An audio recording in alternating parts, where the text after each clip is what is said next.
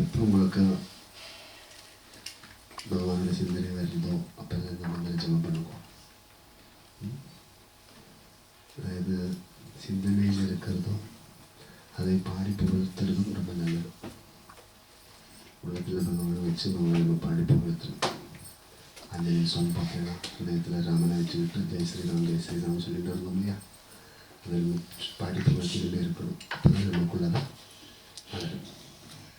இப்போ ஜெபம் பண்ணுவோம், டெய்லி 5 நிமிஷம் தியானம் பண்ணுவோம். அடக்கம் ஒதுக்கமாய் வாழுவோம்.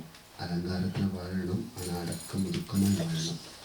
அலங்காரம் இருக்குன்னு சொல்லிட்டு அடக்கம் ஒதுக்கம் இல்லாமல் வாழக்கூடாது. அடங்கி ஒதுங்கி வாழணும். வெளியில் காட்டணும். வெளியில் காட்டினா திருடங்க வருவாங்க. இந்த காலம் அப்படி. நம்ம எப்பவும் ஆண்டி மாதிரி நம்ம ஓடணும், அரசன் மாதிரி வாழணும். புரியுதுங்களா? அடக்கம் ஒதுக்கமாய் வாழணும். அலங்காரத்தை காட்டிண்டு அகங்காரத்தை மேலே காட்டக்கூடாது. இப்போ நமக்கு கஷ்டங்கள் கொடுக்கும். இப்போ நம்ம சாஃப்டாக இருக்கணும். எவ்வளோ நம்மளுக்கு இன்னும் இல்லாதது ஒரு நிறைய இருக்கிறதும் இருக்குது. அப்போது இல்லாததை பற்றி கவலைப்பட வேண்டாம், இருக்கிறத பற்றி சந்தோஷப்படணும். இல்லாததால நம்மளை தேடி வரும். அவசரம் நம்பவா. அப்புறம் 4 விஷயம்னா சுவாமி என்றது ஒரு மிஷன், சரவண பாபா சேவா ஃபவுண்டேஷன் அப்படின்னு சொல்லிட்டு ஒரு ட்ரஸ்ட்டு இங்கே லண்டனில் ஃபார்ம் பண்ணியிருக்கோம் ஏழை மக்களுக்காக. அப்போது இந்த ட்ரஸ்ட்டு ஏன் ஃபார்ம் பண்ணணும்னு கேட்டால், உங்களுக்கு தெரியும் நம்ம நாட்டுகளில் நிறைய மக்கள் கஷ்டப்பட்டு இருக்காங்க இல்லையா? இப்போ நம்மளுடைய சம்பாத்தியம் எல்லாம் ஏழைகளுக்கு தான் போகணும். அந்த ஒரு சங்கல்பத்தை வச்சுட்டு அந்த ட்ரஸ்ட்டு ஃபார்ம் பண்ணியிருக்கோம். ஆல்ரெடி இந்தியாவில் ட்ரஸ்ட் இருக்குது சுவாமிக்கு. இங்கேயும் ஒரு ட்ரஸ்ட்டு ஃபார்ம் பண்ணியிருக்கோம், இங்கே இருக்கிற மக்களை வச்சுட்டு.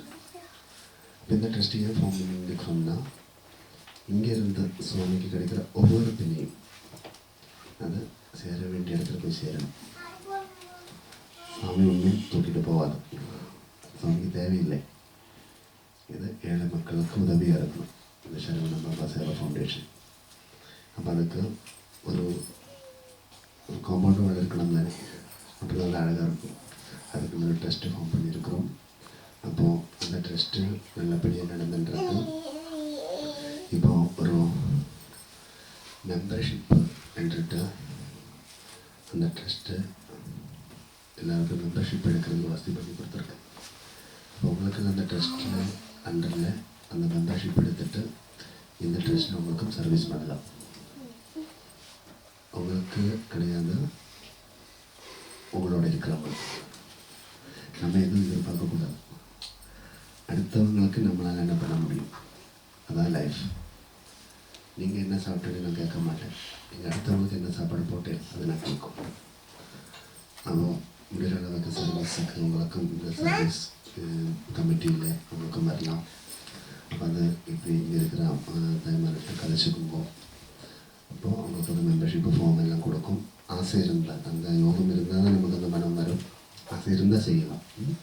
யோசிச்சுட்டு அந்த மெம்பர்ஷிப்பில் எடுத்துகிட்டு நீங்களும் அந்த சேவா ஃபவுண்டேஷனில் மெம்பர் இருந்தோம்.